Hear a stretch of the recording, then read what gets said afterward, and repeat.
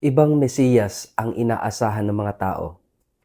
Iba rin ang inasahan ni Juan Bautista sa kanilang nasaksihan kay Jesus, na ang daladala ay habag at malasakit sa mga makasalanan na pag-iiwanan at naisasantabi sa lipunan.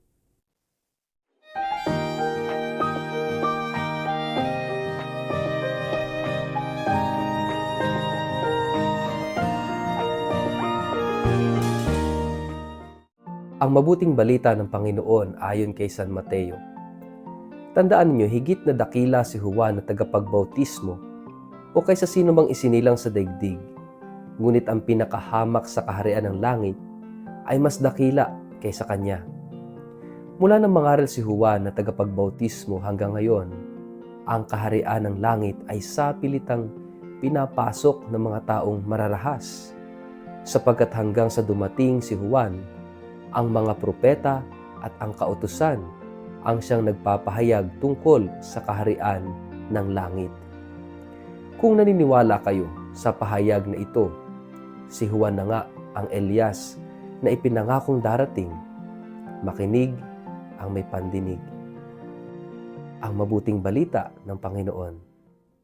Word of the day, hear what God has to say.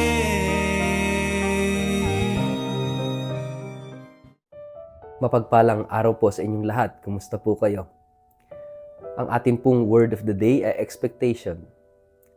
Ngayong panahon ng Adbyento, ito yung sinasabi sa ating paliwanag na ang panahon ng Adbyento is a joyful expectation.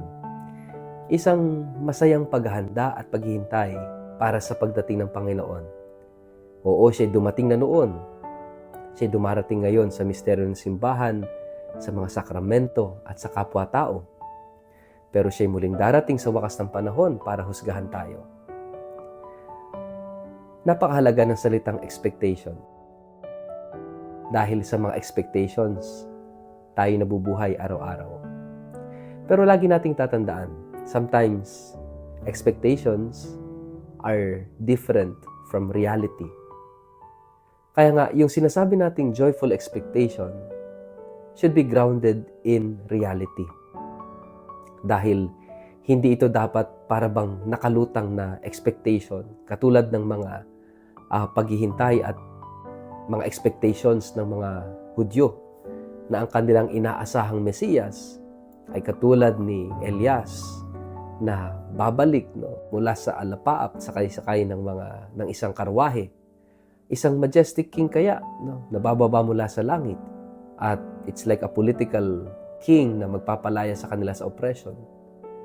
Si Juan Bautista rin, ang ine-expect niyang Mesiyas ay isang mahigpit, austere, disciplinarian at magtutuwid ng moral na pamumuhay ng mga tao by way of discipline. Kaya nga, yung kanyang pamumuhay din, yung kanyang rigidity, austerity, ay isang pagpapakita na ito yung klase ng Mesiyas na inaasahan niyang darating. Pero iba yung dumating. Si Jesus ay hindi isang political king. Si Jesus ay hindi isang rigid, moralist preacher na tulad na inaasahan ni Juan. Makikita natin na si Jesus ay dumating na ang dala niyang mensahe sa kanyang salita at gawa ay habag, malasakit, pagmamahal, pagpapatawad ng kasalanan na taliwas sa expectations ng mga tao at taliwas din kahit sa expectation ni Juan Bautista. Expectation versus reality. Iba yung inaasahan nilang Mesiyas, and here comes Jesus. Iba ang pagka-Mesiyas niya. But does it mean na si Jesus ay hindi Mesiyas? Of course not. Dahil yung buhay ni Jesus, yung aral ni Jesus, ay hinahamon ang paniniwala ng mga taong ito, even yung paniniwala ni Juan Bautista. I think ganito palagi ang Panginoon. Laging hahamunin. He will always challenge yung ating belief system, yung ating mga paniniwala. Lalong-lalo na yung mga mali nating paniniwala sa buhay, even about the Messiah. At hahamunin din at palaging hahamunin tayo ni Jesus. Kahit yung sa ating paniniwala at pananampalataya. Napakahalaga na bagamat meron tayong mga expectations sa buhay, let us always ground our expectations in the reality of Jesus, in the reality of Christ. Kaya napakahalaga, higit sa lahat ng ating expectations, ay yung ating personal knowledge and personal relationship with Jesus.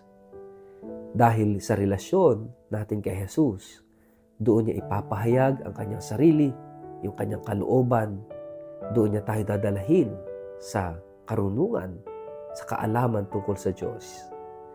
Kaya napakahalaga, mga kapatid, na sa panahon ng Adbyento, this joyful expectation should also be a joyful reality.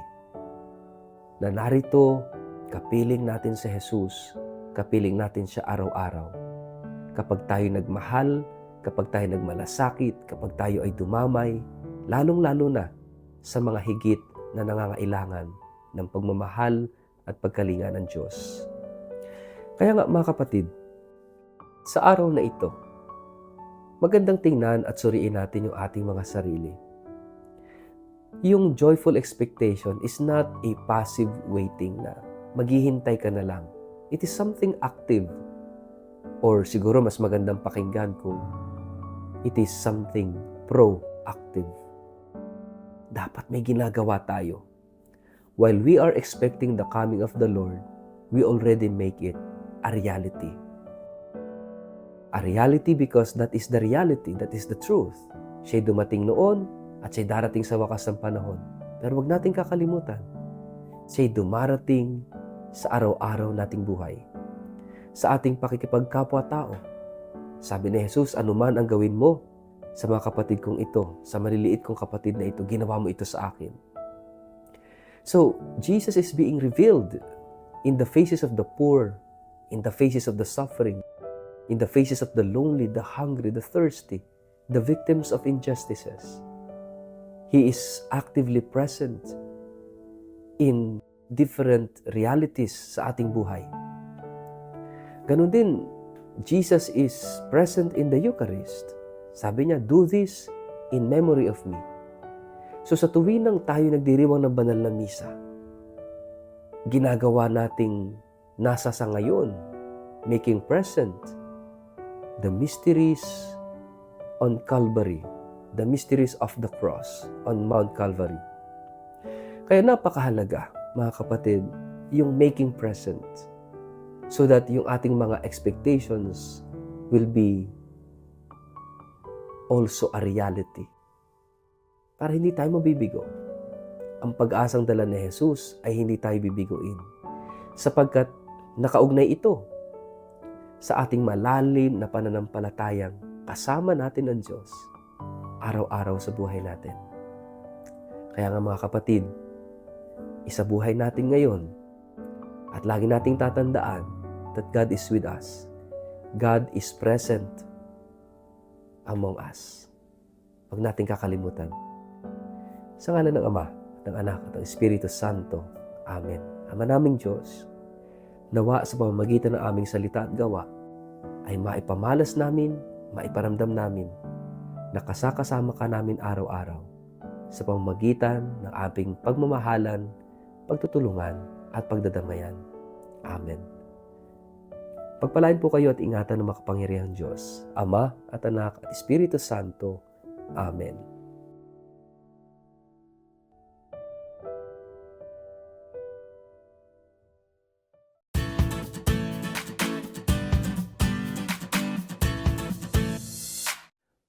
Mag-like, follow at subscribe sa Word of the Day para sa inyong pang-araw-araw na inspirasyon. Inaanyayahan ko po kayong i-like ang aking Facebook page at mag-subscribe sa aking YouTube channel na Word of the Day. Samahan ninyo ako sa araw-araw na pagninilay ng Ebanghelyo upang mapalalim ang ating pananampalataya at magkaroon ng gabay sa bawat hakbang ng ating buhay araw-araw. Kaya po, huwag kalimutang mag-follow at mag-subscribe upang manatiling updated sa ating pang-araw-araw na pagninilay. Maraming salamat po at naway patuloy tayong pagpalain ng Diyos.